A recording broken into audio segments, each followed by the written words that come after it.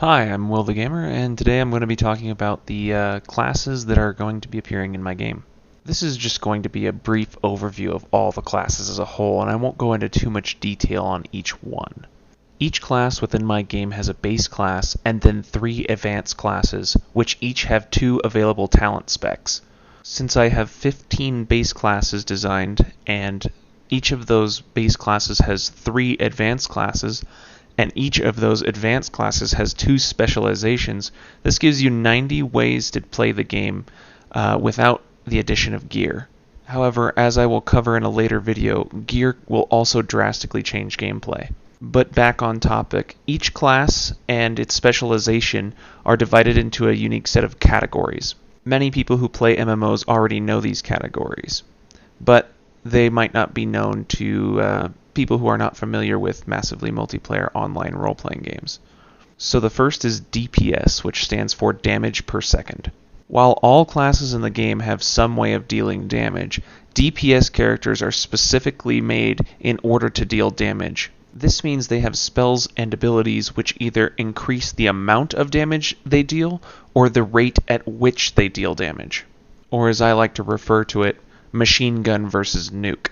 The second most common role in most MMOs is what is known as a tank.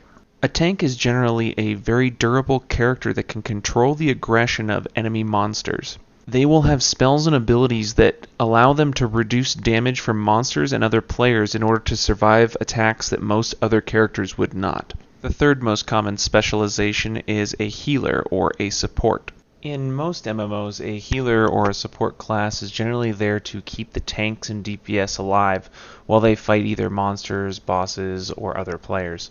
However, in my MMO, healers and support classes are going to take quite a different role.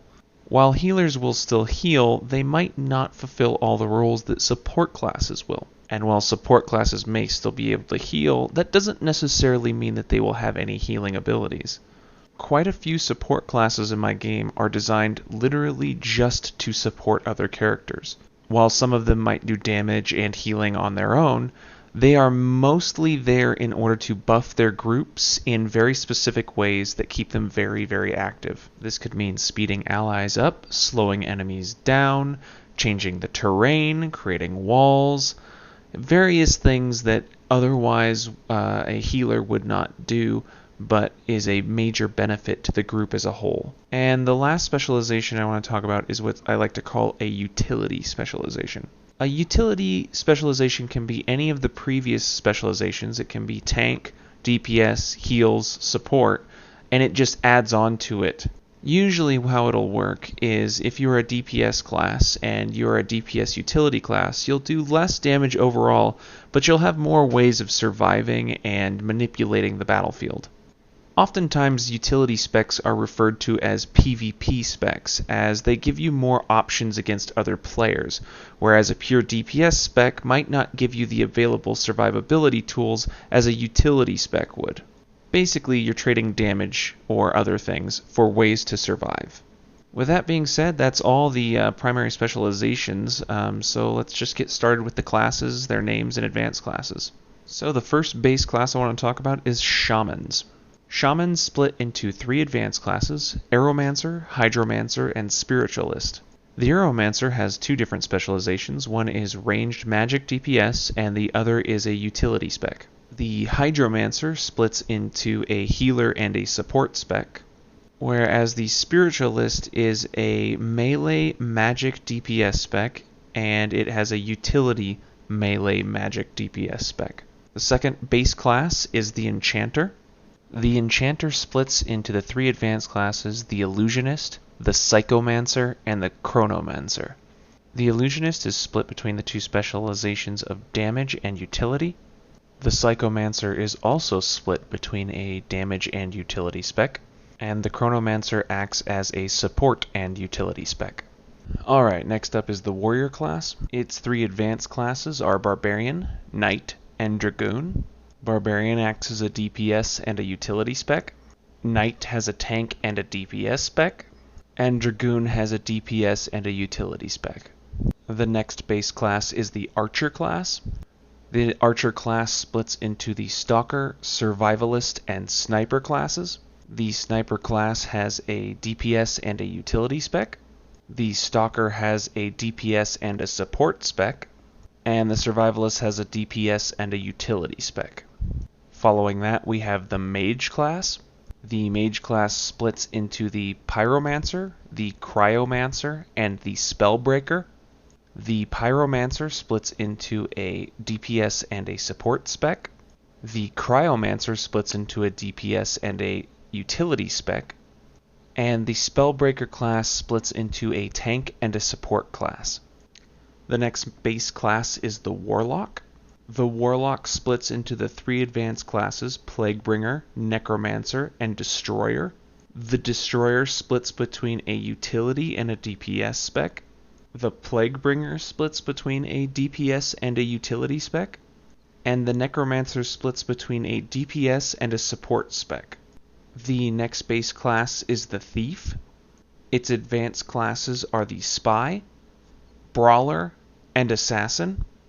The Assassin splits between a DPS and a utility spec.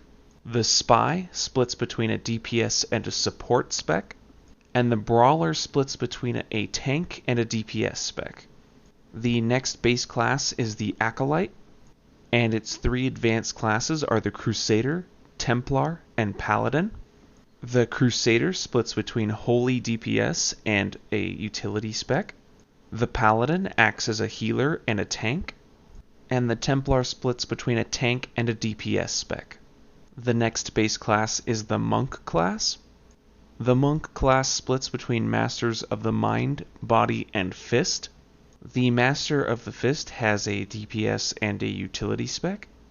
The Master of the Mind has a healer and support spec. And the Master of the Body has a tank and utility spec. The next base class is the Priest. The Priest advanced classes are the Cleric, Inquisitor, and Abbot. The Cleric has a healer and a support spec. The Inquisitor has a DPS and a utility spec. And the Abbot has a tank and support spec. The next base class is the Druid. Its three advanced classes are the Naturalist, Shapeshifter, and Geomancer. The Geomancer splits between a magic DPS and a utility spec. The Shapeshifter splits between a tank and a DPS spec. And the Naturalist splits between a healer and a utility spec. And our last base class is the Duelist class. The Duelist class splits into the Musketeer, Fencer, and Swashbuckler classes. The Fencer splits between a tank and a DPS class. The Musketeer splits between a DPS and a utility class. And the Swashbuckler is also a DPS and a utility class split. Now that is all my classes that I currently have planned for my game. However, this is only a very basic overview of what each class is. I am actually going to do an entire video on each class and each advanced class, so no worries about details there. However, if you are a little too eager and you want to know more about a specific class that was mentioned, just let me know in the comments and I'll fill you in. And I should mention on a closing note that if I was to make this game, I wouldn't probably have all these classes at the start of the game. As the game progressed and it became more of a veteran title and we had enough players to support it, I would probably add more and more classes with each expansion and update to the game. This would be due to the fact that each class is going to need its own special gear, tailored just for them with special abilities and attachments to make their classes more viable in the end game, and thus you probably wouldn't see all the advanced classes right at the gate. You'd take years of development to get all 15 classes, with all 3 advanced classes for each and a total of 90 specializations that were fully gear optimized, because you wouldn't want to do the same thing that World of Warcraft did, where they had a bunch of specs that were in the game that just weren't viable at the start of the game, such as like Druid Boomkins just weren't a thing, or Shadow Priests weren't a thing because there weren't any gear options available to them to make their class viable. Anyways, that's all for today. My name is Will the Gamer, and I'm out.